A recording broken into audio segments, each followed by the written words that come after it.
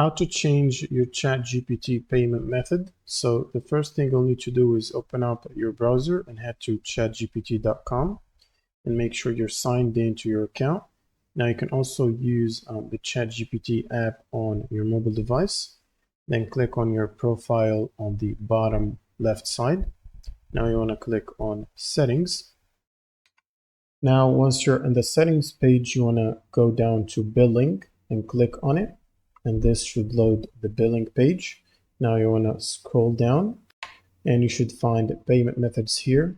All you need to do is click on add new, and this will load up the page for a new payment method, which you can choose to add either a credit card or link or use PayPal if it's available.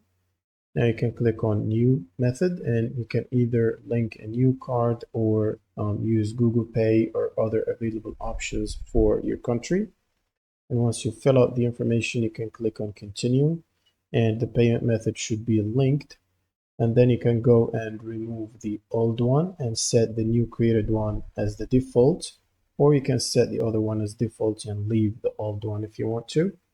And that's pretty much it for this video. If you have any questions, leave them in the comments below and see you on the next one.